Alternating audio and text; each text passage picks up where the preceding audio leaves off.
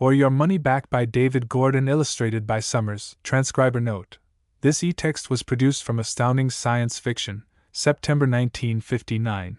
Extensive research did not uncover any evidence that the U.S. copyright on this publication was renewed. There are lots of things that are considered perfectly acceptable, provided they don't work. And of course everyone knows they really don't, which is why they're acceptable. There are times when I don't know my own strength. Or at least, the strength of my advice. And the case of Jason Howley was certainly an instance of one of those times. When he came to my office with his gadget, I heard him out, trying to appear both interested and cooperative, which is good business. But I am forced to admit that neither Howley nor his gadget were very impressive. He was a lean, slope-shouldered individual, 5 feet 8 or 9, which was shorter than he looked, with straight brown hair combed straight back and blue eyes which were shielded with steel-rimmed glasses. The thick, double-concave lenses indicated a degree of myopia that must have bordered on total blindness without glasses, and acute tunnel vision, even with them. He had a crisp, incisive manner that indicated he was either a man who knew what he was doing or a man who was trying to impress me with a ready-made story. I listened to him and looked at his gadget without giving any more indication than necessary of what I really thought. When he was through, I said, "You understand, Mr. Howley, that I'm not a patent lawyer. I specialize in criminal law. Now I can recommend." But he cut me off. "I understand that, counselor," he said sharply. "Believe me, I have no illusion whatever that this thing is patentable under the present patent system. Even if it were, this gadget is designed to do something that may or may not be illegal, which would make it hazardous to attempt to patent it, I should think. You don't patent new devices for blowing safes or new drugs for doping horses, do you?" "Probably not," I said dryly. "Although, as I say, I'm not qualified to give an opinion on patent law. You say that gadget is designed to cause minute, but significant, changes in the velocities of small, moving objects. Just how does that make it illegal?" He frowned a little. "Well, possibly it wouldn't, except here in Nevada. Specifically, it is designed to influence roulette and dice games." I looked at the gadget with a little more interest this time. There was nothing new in the idea of inventing a gadget to cheat the red and black wheels, of course. The local cops turn up a dozen a day here in the city. Most of them either don't work at all or else they're too obvious, so the users get nabbed before they have a chance to use them. The only ones that really work have to be installed in the tables themselves, which means they're used to milk the suckers, not rob the management.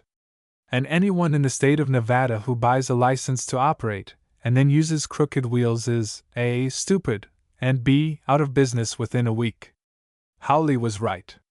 Only in a place where gambling is legalized is it illegal, and unprofitable, to rig a game. The gadget itself didn't look too complicated from the outside. It was a black plastic box about 1.5 inches square and maybe 3.5 inches long.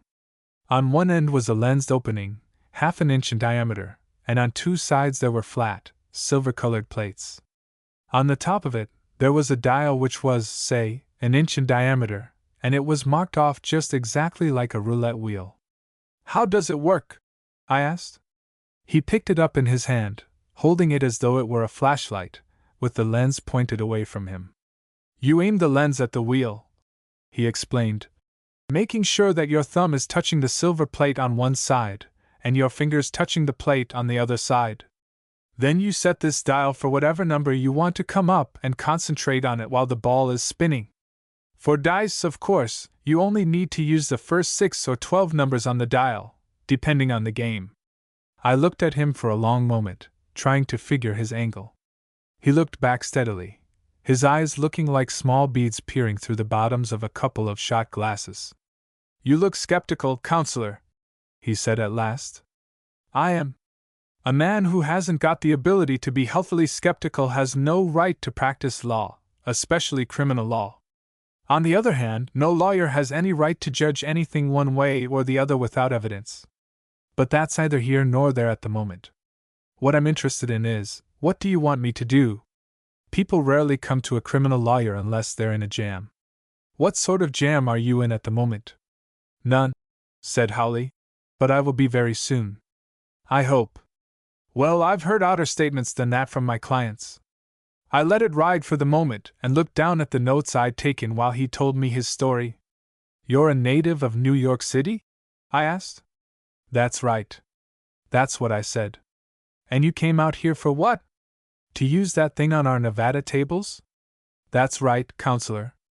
Can't you find any games to cheat on back home? Oh, certainly. Plenty of them. But they aren't legal. I wouldn't care to get mixed up in anything illegal. Besides, it wouldn't suit my purpose. That stopped me for a moment. You don't consider cheating illegal? It certainly is in Nevada. In New York, if you were caught at it, you'd have the big gambling interests on your neck. Here, you'll have both them and the police after you. And the district attorney's office. He smiled. Yes, I know. That's what I'm expecting. That's why I need a good lawyer to defend me. I understand you're the top man in this city. Mr. Howley, I said carefully, as a member of the Bar Association and a practicing attorney in the state of Nevada, I am an officer of the court. If you had been caught cheating and had come to me, I'd be able to help you. But I can't enter into a conspiracy with you to defraud legitimate businessmen, which is exactly what this would be. He blinked at me through those shot-glass spectacles. Counselor, would you refuse to defend a man if you thought he was guilty? I shook my head. No, legally, a man is not guilty until proven so by a court of law. He has a right to trial by jury. For me to refuse to give a man the defense he is legally entitled to, just because I happen to think he was guilty, would be trial by attorney. I'll do the best I can for any client. I'll work for his interests, no matter what my private opinion may be. He looked impressed, so I guess there must have been a note of conviction in my voice. There should have been, because it was exactly what I've always believed and practiced. That's good, counselor, said Howley. If I can convince you that I have no criminal intent, that I have no intention of defrauding anyone or conspiring with you to do anything illegal, will you help me? I didn't have to think that one over. I simply said, yes. After all, it was still up to me to decide whether he convinced me or not. If he didn't, I could still refuse the case on those grounds. That's fair enough, counselor, he said. Then he started talking. Instead of telling you what Jason Howley said he was going to do, I'll tell you what he did do. They are substantially the same, anyway, and the old bromide about actions speaking louder than words certainly applied in this case. Mind you, I didn't see or hear any of this, but there were plenty of witnesses to testify as to what went on. Their statements are a matter of court record, and Jason Howley's story is substantiated in every respect. He left my office smiling. He'd convinced me that the case was not only going to be worthwhile, but fun. I took it, plus a fat retainer.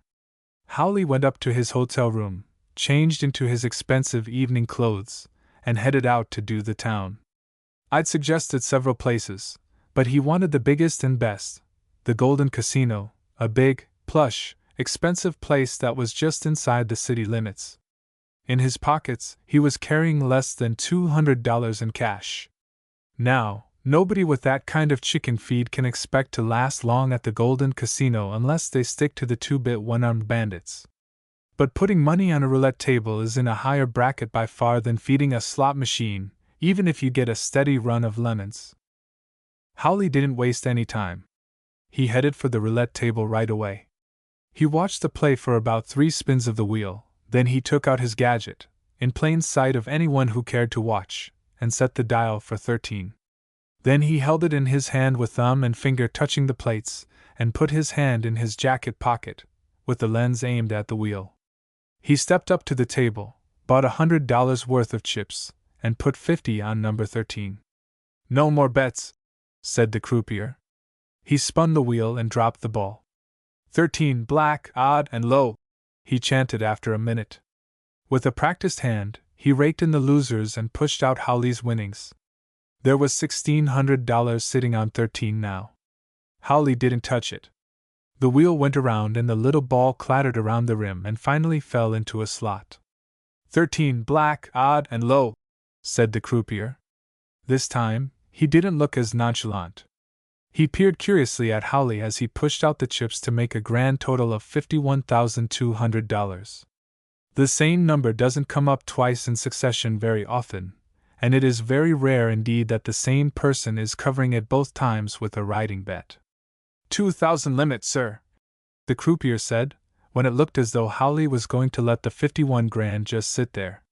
Howley nodded apologetically and pulled off everything but $2,000 worth of chips. The third time around, the croupier had his eyes directly on Howley as he repeated the chant. 13 black, odd, and low. Everybody else at the table was watching Howley, too. The odds against Howley, or anyone else, for that matter, hitting the same number 3 times in a row are just under 40,000 to 1. Howley didn't want to overdo it.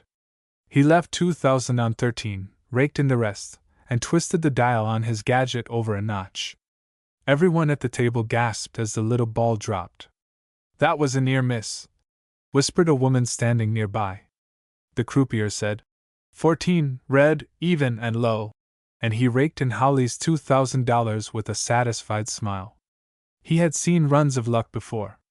Howley deliberately lost 2 more spins the same way. Nobody who was actually cheating would call too much attention to himself, and Howley wanted it to look as though he were trying to cover up the fact that he had a sure thing. He took the gadget out of his pocket and deliberately set it to the green square marked 00. Then he put it back in his pocket and put $2,000 on the 00. There was more than suspicion in the croupier's eyes when he raked in all the bets on the table except Howley's. It definitely didn't look good to him.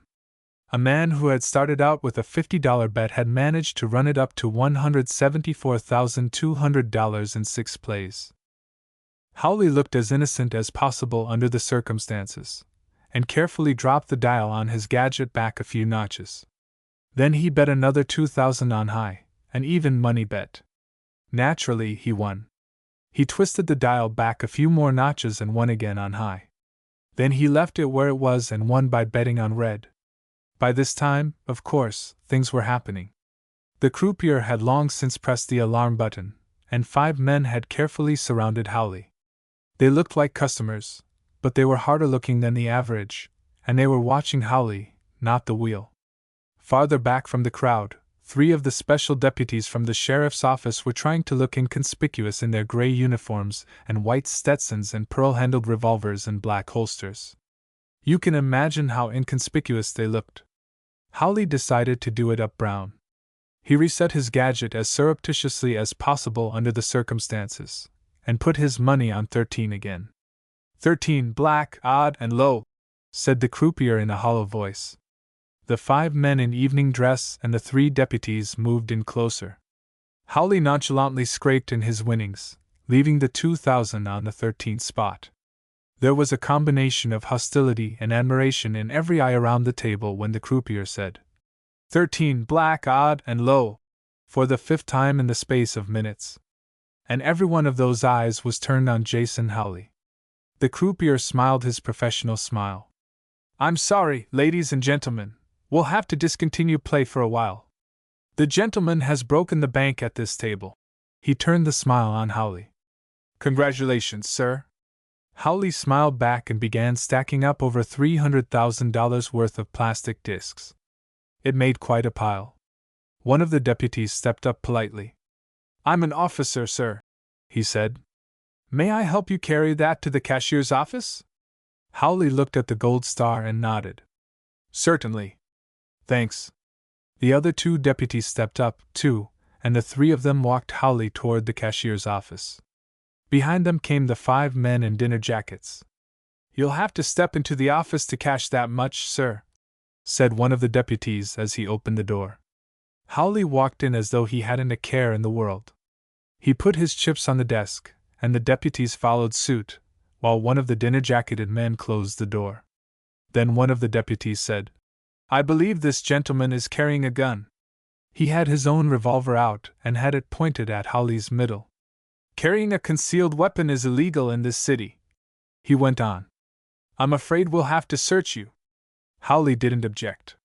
He put his hands up high and stood there while his pockets were frisked. Well, said the deputy coolly.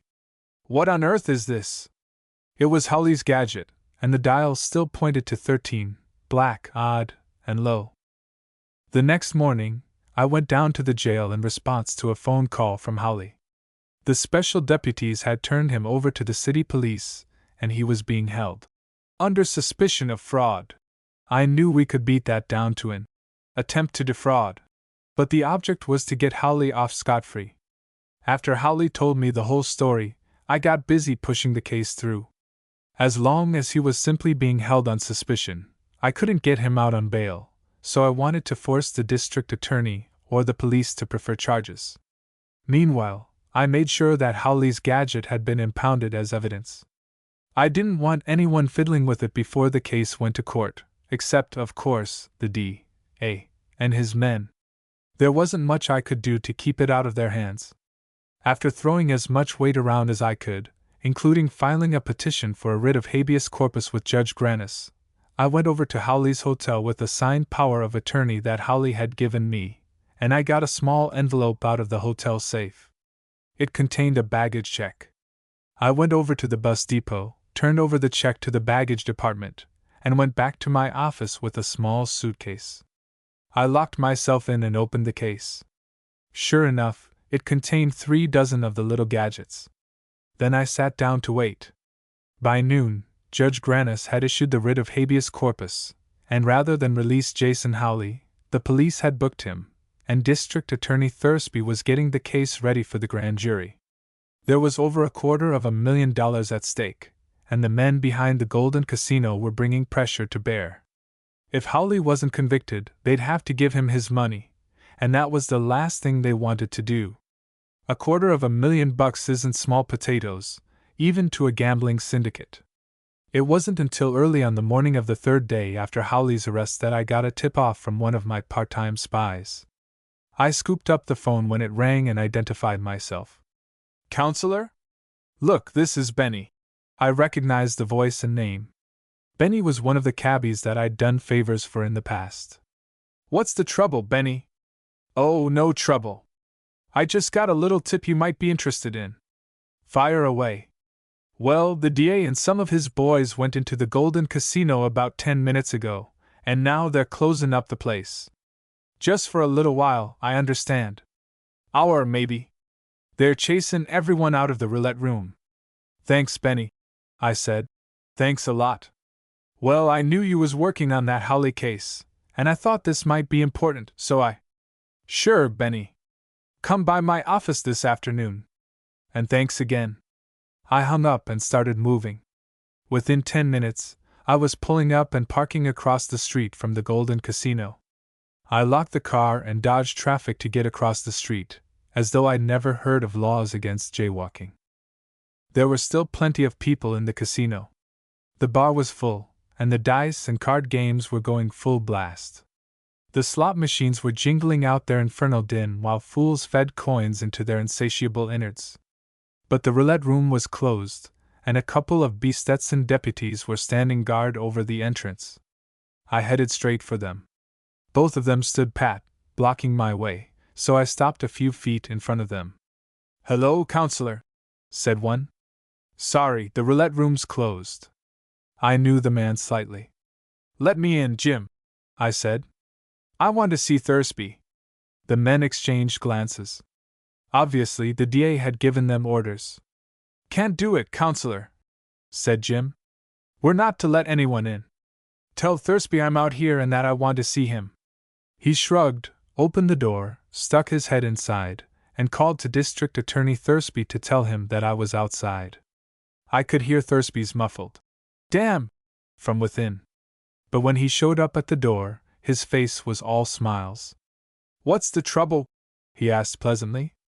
I smiled back, giving him my best. "No trouble at all, Thursby. I just wanted to watch the experiment." "Experiment?" He looked honestly surprised, which was a fine piece of acting. "We're just checking to see if the table's wired, that's all. If it is, your client may be in the clear. Maybe we can hang it on the croupier. And get a conspiracy charge on my client too, eh? Well, if you don't mind, I'd like to watch that table check myself. You know how it is." Thursby hesitated, then he scowled. Oh, all right. Come on in. But stay out of the way. I grinned. Sure. All I want to do is protect my client's interests. Thursby just grunted and opened the door wider to let me in. He was a shrewd lawyer, a good DA, and basically honest, even if he did have a tendency to bend under pressure from higher up. They were checking the table, all right. They had 3 specialists going over it with everything from fine-tooth combs to Geiger counters. They found nothing. No magnets, no wires, no mechanical gimmicks. Nothing. It took them an hour to take that table apart, check it, and put it back together again. When it was all over, Thursby glanced at me, then said, "Okay, boys, that does it. Let's go." The men looked at him oddly, and I knew why. "Aren't you going to test my client's gadget?" I asked innocently. Thursby looked angrily baffled for a moment, then he clamped his lips grimly. "As long as we're here, I guess we might as well." I knew perfectly well it was what he had intended to do all along. "One of you guys spin that wheel," he said to the technicians. One of them gave the wheel a spin and dropped the ball. It clattered on its merry way and dropped into a slot. 42. Thursby took the gadget out of his pocket. It was still set at 13.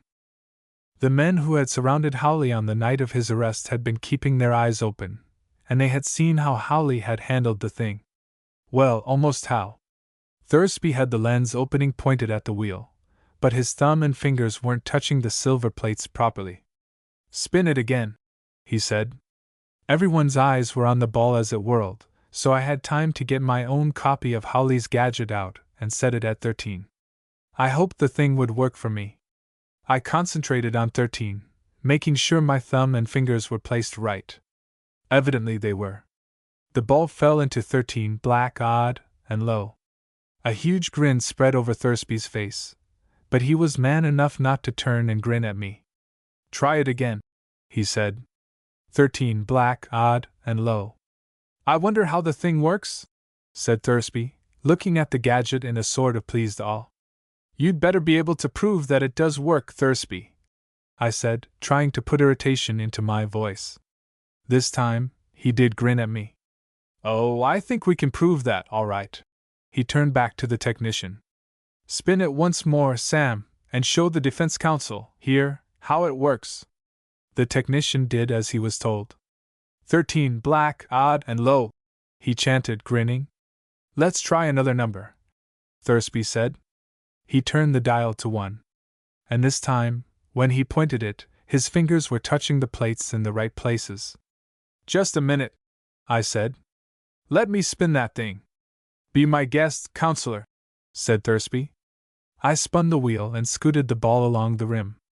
It dropped into a slot. 1, red, odd, and low. I looked as disappointed and apprehensive as I could. "Coincidence," I said. "Nothing more. You haven't proved anything." Thursby's grin widened. "Of course I haven't," he said with a soothing, patronizing tone. "But I don't have to prove anything until I get to court." Then he looked at the technicians and jerked his head toward the door. "Let's go, boys. Maybe the counselor wants to look over the table for himself. Maybe he thinks we've got it rigged." There was a chorus of guffaws as they walked out. I just stood there, scowling, trying to keep from laughing even harder than they were. Jason Howley sat next to me at the defense table, just inside the low partition that divided the court from the public. There weren't many people in the auditorium itself. Listening to some poor dope get himself sentenced for cheating at gambling is considered pretty dull entertainment in the state of Nevada.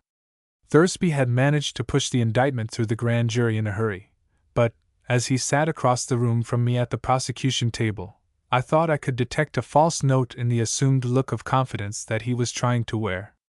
Howley tapped me on the shoulder. I turned around, and he whispered, "How much longer?" I tapped my wrist watch. "Couple minutes. Judge Lapworth is one of those precisionists. Never a moment late or early. Getting jumpy?" He shook his head gently and smiled. "No, you've handled this even better than I'd have imagined. You thought of things I didn't even know existed. I'm no lawyer, I can see that." I returned the smile. And I don't invent gimmicks either. So what? His eyes looked at me from behind the distorting negative lenses. I've been wondering, counselor, why are you so interested in this? I mean, I offered you a pretty good fee, and all that, but it seems to me you're taking an unusual interest in the case. I grinned at him. Mr. Howley, my profession is law, with a capital L. The study of the law isn't like the study of physics or whatever. These are man-made laws, commands, not descriptions. They don't necessarily have anything to do with facts at all. Take the word insanity, for instance. The word isn't even used by headshrinkers anymore because it's a legal definition that has nothing whatever to do with the condition of the human mind. Now, any such set of laws as that can't possibly be self-consistent and still have some use on an action level. A lawyer's job is to find the little inconsistencies in the structure, the places where the pieces have been jammed together in an effort to make them look like a structured whole. To find, in other words, the loopholes and use them. And when I find a loophole, I like to wring everything I can out of it. I'm enjoying this. Howley nodded. I see. But what if something? I held up my hand to silence him, because the door to the judge's chambers opened at that moment, and Judge Lapworth came in as the bailiff announced him. We all stood up while the bailiff intoned his, "Oh yes, oh yes." Thursby made a short preliminary speech to the jury, and I requested and was granted permission to hold my own opening statement until the defense was ready to present its case. Thursby was looking worried, although it took a trained eye to see it. I was pretty sure I knew why. He had been pushed too hard and had gone too fast. He managed to slide through the grand jury too easily, and I had managed to get the trial date set for a week later. Thursby's case was far from being as tight as he wanted it. I just sat still while the prosecution brought forth its witnesses and evidence. The croupier, the deputies, several employees of the Golden Casino, and a couple of patrons all told their stories. I waived cross-examination in every case, which made Thursby even edgier than he had been. When he called in the head of the technicians who had inspected the table at the casino, I made no objection to his testimony, but I made my first cross-examination. Mr. Thompson, you have stated your qualifications as an expert on the various devices which have been used to illegally influence the operation of gambling devices in this state. Thursby said. Oh, if the court please, I should like to remind counsel for the defense that he has already accepted the qualifications of the witness. I am not attempting to impugn the qualifications of the witness, I snapped. Judge Lapworth frowned at Thursby. Are you making an objection, Mr. District Attorney? Thursby pursed his lips, said, No, Your Honor, and sat down. Proceed with the cross-examination, said the judge. Mr. Thompson, I said, you have testified that you examined the table at the Golden Casino for such devices and found none. Is that right? That's right, he said positively. Have you seen the device labeled People's Exhibit A, which was found by the officers on the person of the defendant? Well, yes. I have. Have you examined this device? Thursby was on his feet. Objection, Your Honor! This material was not brought out in direct examination. Sustained, said Judge Lapworth. Very well, Your Honor, I said. Then I turned back to Thompson. As an expert in this field, Mr. Thompson, you have examined many different devices for cheating gambling equipment, haven't you? Yes, I have. How many would you say? Oh, several hundred. Several hundred different types? No, several hundred individual devices. Most of them are just variations of 2 or 3 basic types. And you are familiar with the function of these basic types and their variations? I am. You know exactly how all of them work, then? He saw where I was heading. Most of them. He hedged. Thursby saw where I was heading, too, and was sweating. I'd managed to get around his objection. Have you ever examined any which you could not understand? I don't quite know what you mean. Have you ever, I said firmly, come across a device used in cheating which you could not comprehend or explain the operation of? Thursby stood up. Same objection as before, Your Honor. Your Honor, I said, I am merely trying to find the limitations of the witness' knowledge. I am not trying to refute his acknowledged ability. Overruled, said Judge Lapworth. The witness will answer the question. I repeated the question. Yes, Thompson said in a low voice. More than once? Only once. Only once. You did find one device which didn't operate in any fashion you can explain. Is that right? That's right. Can you tell me what this device was? Thompson took a deep breath. It was People's Exhibit A, the device taken from the defendant at the time of his arrest. There was a buzz in the courtroom. No more questions, I said, turning away. Then, before Thompson could leave the stand, I turned back to him. Oh, just one moment, Mr. Thompson. Did you examine this device carefully? Did you take it apart? I opened it and looked at it. You just looked at it. You didn't subject it to any tests? Thompson took a deep breath. No. Why not? There wasn't anything inside it to test. This time, there was more than just a buzz around the courtroom. Judge Lapworth rapped for order. When the room was quiet, I said, The box was empty then? Well, no, not exactly empty. It had some stuff in it. I turned to the judge. If the court please, I would like to have the so-called device, Exhibit A, opened so that the members of the jury may see for themselves what it contains. Judge Lapworth said, The court would like very much to see the internal workings of this device, too. Bailiff, if you will, please. The bailiff handed him the gadget from the exhibit table. How does it open? Asked the judge. He turned to Thompson.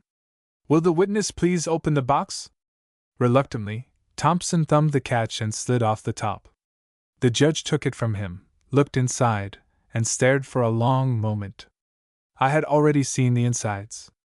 It was painted white, and there were ink lines running all over the inside, and various pictures, a ball, a pair of dice, a roulette wheel, and some other symbols that I didn't pretend to understand. Otherwise, the box was empty. After a moment, Judge Lapworth looked up from the box and stared at Thursby. Then he looked at Thompson.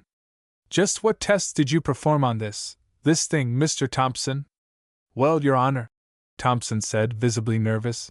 I checked it for all kinds of radiation and magnetism. There isn't anything like that coming from it. But, he added lamely, there wasn't much else to test. Not without damaging the box. I see. His Honor glared at Thursby, but didn't say anything to him. He simply ordered the box to be shown to the jury. Thursby was grimly holding his ground, waiting. Have you any more questions, Counselor? The judge asked. No, Your Honor, I have not. Witness may step down, said His Honor to Thompson. Thursby stood up. If the court please, I would like to stage a small demonstration for the members of the jury. The court gave permission, and a roulette wheel was hauled in on a small table. I watched with interest and without objection while Thursby demonstrated the use of the gadget, and then asked each of the jurors in turn to try it. It was a long way from being a successful demonstration. Some of the jurors didn't hold the thing right, and some of those that did just didn't have the mental ability required to use it. But that didn't bother Thursby.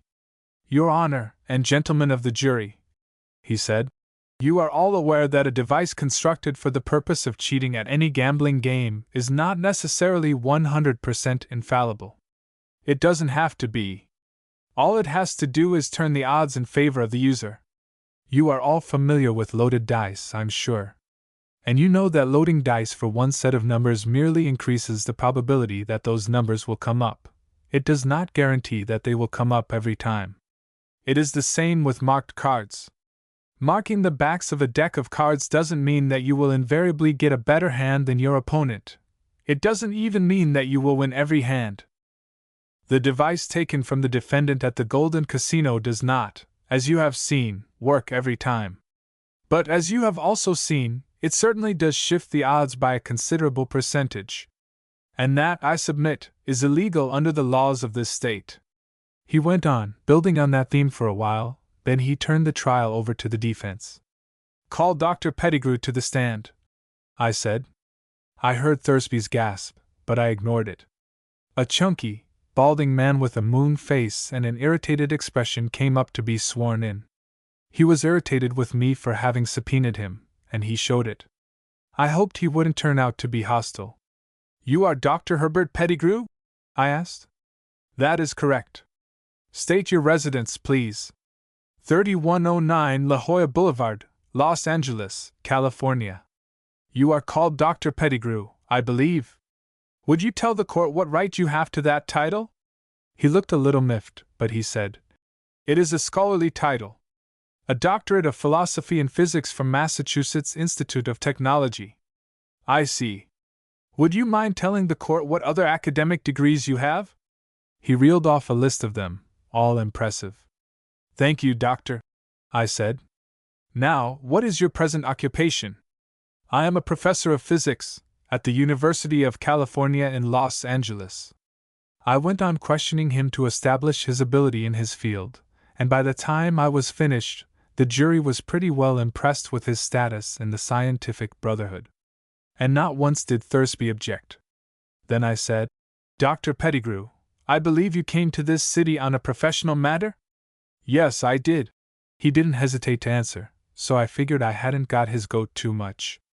And what was the nature of that matter? I was asked to come here by Mr. Harold Thursby, the district attorney, to perform some scientific tests on the device, the device known as People's Exhibit A. Did you perform these tests? I did. At the request of District Attorney Thursby, is that right? That is correct. May I ask why Mr. Thursby did not call you as a witness for the prosecution? Thursby, as I had expected, was on his feet. Objection! The question calls for a conclusion of the witness. Sustained, said Judge Lapworth. Dr. Pettigrew, I said, what were your findings in reference to Exhibit A? He shrugged. The thing is a plastic box with a dial set in one side, a plastic lens in one end, and a couple of strips of silver along two other sides. Inside, there are a lot of markings in black ink on white paint. He gestured toward the exhibit table. Just what you've seen, that's all there is to it.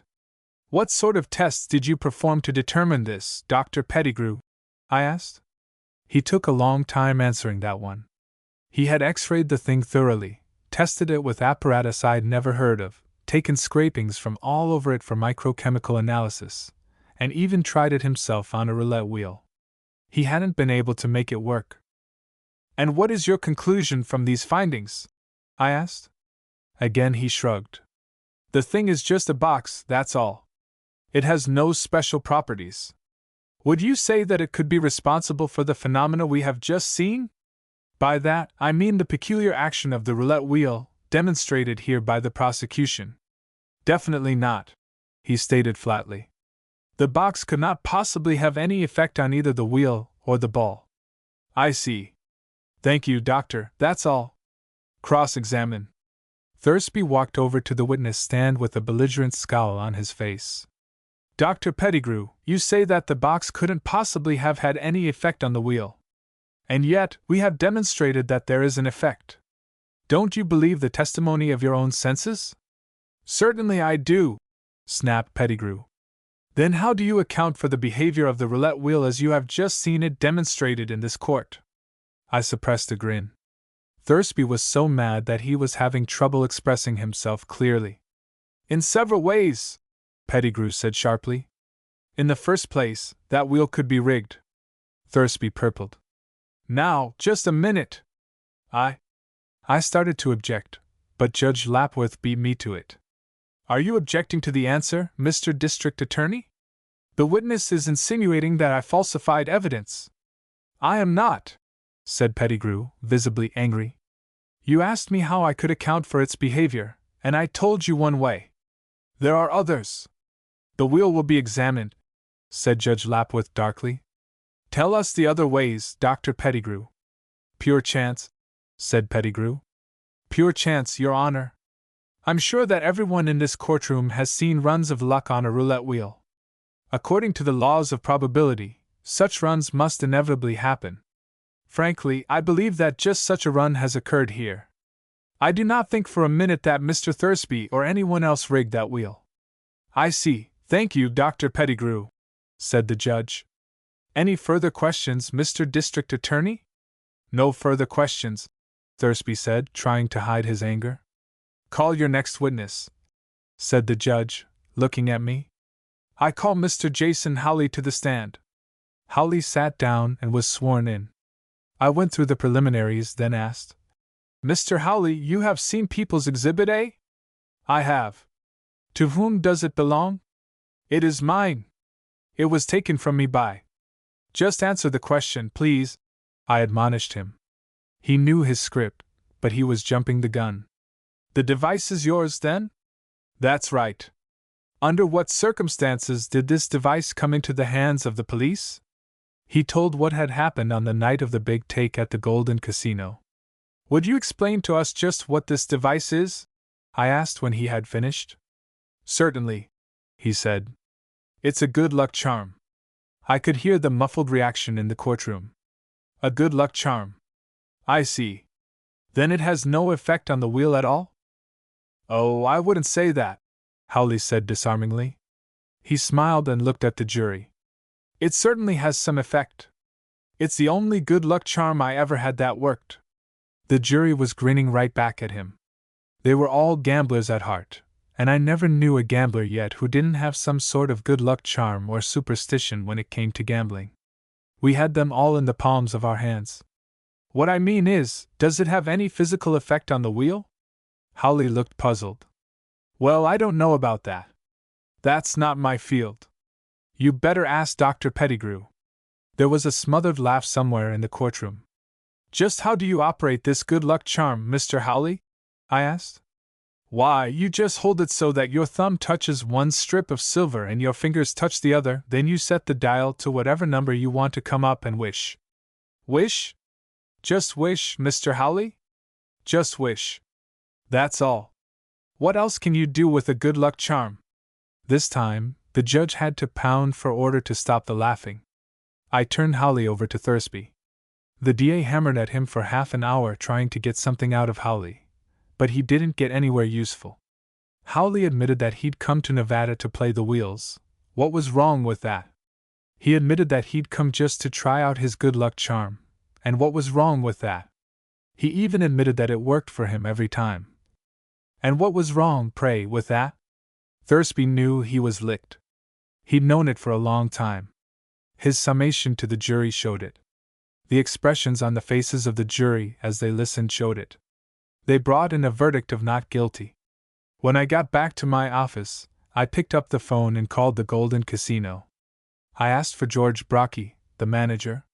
When I got him on the phone and identified myself, he said, "Oh, it's you." His voice didn't sound friendly. "It's me," I said. "I suppose you're going to slap a suit for false arrest on the casino now, counselor?" "Not a bit of it, George," I said. "The thought occurred to me, but I think we can come to terms." "Yeah? Nothing to it, George. You give us the 300 grand and we don't do a thing." "Yeah?" He didn't get it. He had to fork over the money anyway, according to the court order, so what was the deal? "If you want to go a little further, I'll tell you what we'll do. We'll give you one of our little good luck charms, if you'll promise to call your boys off Howley." "Nobody's on Howley," he said. "You ought to know better than that. In this state, if we get whipped in court, we play it square. Did you think we were going to get rough?" "No. But you kind of figured on lifting that gadget as soon as he gets it back from the DA, didn't you? I saw your boys waiting at his hotel. I'm just telling you that you don't have to do that. We'll give you the gadget. There are plenty more where that came from." "I see," Brocky said after a long pause. "Okay, counselor. It's a deal." "Fine. We'll pick up the money later this evening, if that's okay." "Sure, counselor. Any time. Any time at all." He hung up. I grinned at Howley, who was sitting across the desk from me. "Well, that winds it up." "I don't get it," Howley said. "Why'd you call up Brocky? What was the purpose of that deal?" "No deal," I told him. "I was just warning him that killing you and taking the gadget wouldn't do any good, that we've covered you. He won't bother having anything done to you if he knows that the secret of the gadget is out already." Howley's eyes widened behind those spectacles of his. "You mean they'd kill me?" I thought Nevada gamblers were honest. Oh, they are. But this is a threat to their whole industry. It's more than that, it may destroy them. Some of them might kill to keep that from happening. But you don't have to worry now. Thanks. Tell me, do you think we've succeeded? In what you set out to do? Certainly. When we mail out those gadgets to people all over the state, the place will be in an uproar. With all the publicity this case is getting, it'll have to work. You now have a court decision on your side, a decision which says that a psionic device can be legally used to influence gambling games. Why, man, they'll have to start investigating. You'll have every politico in the state of Nevada insisting that scientists work on that thing. To say nothing of what the syndicate will do. All I wanted to do, said Howley, was force people to take notice of psionics. I guess I've done that. You certainly have, brother. I wonder what it will come to. I wonder myself sometimes, Howley said. That was 3.5 years ago. Neither Howley nor I are wondering now. According to the front page of today's Times, the first spaceship, with a crew of 80 aboard, reached Mars this morning. And on page 2, there's a small article headlined, "Rocket Obsolete, Say Scientists." It sure is. The end.